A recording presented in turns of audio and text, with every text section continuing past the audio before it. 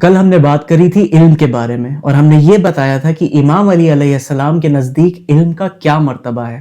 آج ہم بات کرنے جا رہے ہیں کئی ساری چیزوں کے بارے میں، جس میں کئی ساری صفات ہیں امام علی کی اوور آل پرسنالٹی، جو انہی کی کتاب نہج البلاغہ سے ملتی ہے، اور کیسے ان ساری صفاتوں میں سے میجورٹی ہمیں ملتی ہے ایران کی سرزمین پہ۔ آج ہم بات کرنے والے ہیں امام علی علیہ السلام کی پرسنالٹی اور ان کے پرسنالٹی کے اندر آنے والی چیزوں کو کس طریقے سے ایرانیوں نے اپنے اندر سمایا، جس کی وجہ سے آج وہ ایک عظیم ترین طاقت بن کر اس دنیا میں ابھرے ہیں۔ دو نیوکلیئر کیپیبل کنٹریز کے ساتھ ایک ہی وقت میں لڑنے کے بعد ان کو پوری طریقے سے شکست دے سکنے میں اگر سے وہ سکشم ہے تو کیسے؟ آئیے جانتے ہیں۔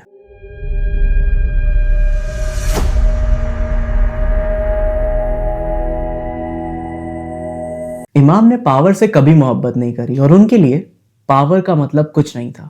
اس بات کا اندازہ ایسے بھی لگایا جا سکتا ہے کہ خلافت کے لیے بھی امام نے کبھی پہل نہیں کری اور اتھارٹیٹیو جگہوں پہ کبھی اپنے آپ کو بڑھ چڑھ کر بتانے کی کوشش نہیں کری۔ انہوں نے ہمیشہ ایک سادہ زندگی جی اور سادگی کے ساتھ پورا لائف اسپین کمپلیٹ کیا۔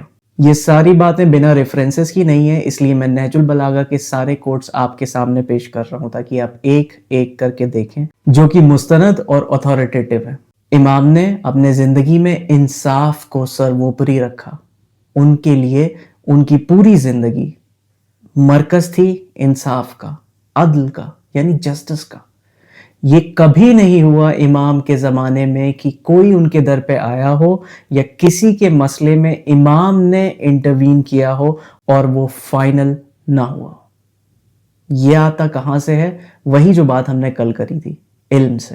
اگین ریفرنسز کے لیے آپ اسے دیکھ سکتے ہیں۔ امام علی علیہ السلام صرف ایک لیڈر ہی نہیں لیکن ایک ڈیپ تھنکر اور فلاسفر بھی تھے۔ ان کے خطبے یونیورس، انسانی فطرت، وزڈم اور کوانٹم فزکس جیسے چیزوں پہ بیسڈ ہیں۔ یہ دکھاتا ہے کہ وہ اپنے آپ میں ایک بہت بڑا علم کا سمندر یعنی اوشین تھے۔ اب شجاعت کا ذکر ہو اور امام کا نام نہ ہے تو ناممکن ہے۔ امام علی علیہ السلام بہت زیادہ شجاع یعنی بہادر تھے۔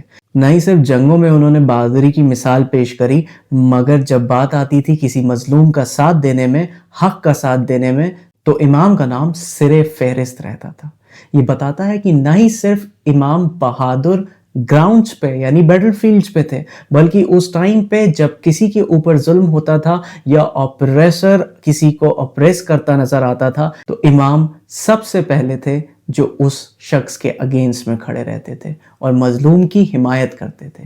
اب یہ ساری صفاتیں جو میں نے آپ کو امام علی علیہ السلام کے بارے میں بتائیں، جو بہت بیسک ہے اور موسٹلی شیعہ مسلمز کو پتا ہوگا، امام علی علیہ السلام کی ان تمام صفاتوں کو اگر سے آج ہم کسی ایک جگہ رک کے ٹھہر کے دیکھتے ہیں تو وہ کشور ایران ہے۔ جی بالکل، ایران ایک ایسا دیش کہ جس نے ان سارے صفاتوں میں، ان ساری ٹیچنگز میں سے میجورٹی پارٹ اپنے اندر لیا، اور آج ہم دیکھ رہے ہیں نہ صرف نیوکلیئر پاورڈ کنٹریز کے ساتھ اس کی لڑائی چل رہی ہے، لیکن زمینی اعتبار کے ساتھ جس حساب سے وہ دونوں نیوکلیئر سمپن دیش اور ان کی جو جی ڈی پی ہے، ان کی جو ٹیکنالوجیز ہیں جو بالکل زبردست ہیں، نہ صرف ان سے ٹکر لی جا سکتی ہے، نہ ہی ان کے ٹیکنالوجیز کے ساتھ کمپیئر کیا جا سکتا ہے۔ وہیں اگر آپ دیکھیں ایران، جو صرف اور صرف اپنے اسٹریٹجی، ایجوکیشن یعنی علم اور ٹیکنیکل ایڈوانسمنٹ جو کہ اتنی بڑی نہیں ہے جتنی امریکہ کی ہیں، مگر پھر بھی غالب آتا نظر آ رہا ہے۔ کسی بھی نیوز چینل میں اگر سے آپ دیکھیں، کوئی بھی news channel, if it's for, if it's against, it's pro اسرائیلی، پرو ایرانی، بٹ آپ کو یہ چیز کہیں سننے کو نہیں ملے گی کہ اسرائیل اور امریکہ اس ٹائم جیتتا نظر آ رہا ہے۔ کیوں؟ کیونکہ میں نے جن صفاتوں کے بارے میں بات کری، ایران نے وہ نہ صرف اپنے اندر اتاری مگر واقعاً اس کو اپنے وجود کا حصہ بنایا اور عمل میں لے کر آئے۔ کیسے؟ آئیے دیکھتے ہیں۔ سب سے امپورٹنٹ فیکٹ چیک، 1979 کے انقلاب کے آنے سے پہلے ایران میں لٹریسی ریٹ لیس دین 30% تھا، جو اب ایز آف 2026 مور دین 90% ہے۔ آپ کو سوچ کے حیرانی ہوگی کہ ایران میں 60 to 65% ہر یونیورسٹی، ہر ٹاپ ٹیئر کالجز، ہر اسکول میں لڑکیاں ہیں، اور 30 60% का जो लड़कों का रेशियो है उस पे उनको रिजर्वेशन मिलता है। बाकी आप बेहतर जानते हैं इंडिया के अंदर रिजर्वेशन का क्या तरीका है। ये बात तो हो गई इल्म की। जाहिर सी बात है इल्म बुनियाद है इन तमाम टेक्निकल एडवांसमेंट्स का, लेकिन ईरान सिर्फ और सिर्फ अपने नॉलेज पे ही नहीं लेकिन साथ में खुदा यानी गॉड भगवान से अपने रिश्तों को मजबूत करने पे भी बहुत फोकस करता है। आप अगर से देखें तो ईरान का कल्चर है, इसे लैंड ऑफ कारपेट्स भी कहा जाता है।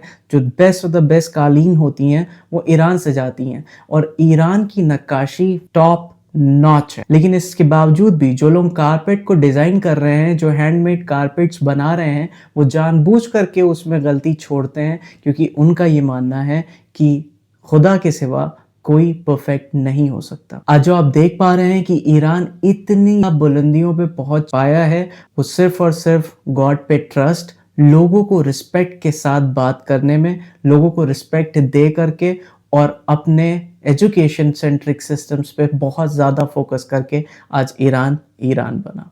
आप बताएं आपके क्या थॉट्स हैं, मैं ज़रूर आपसे कमेंट्स में सुनना चाहूँगा।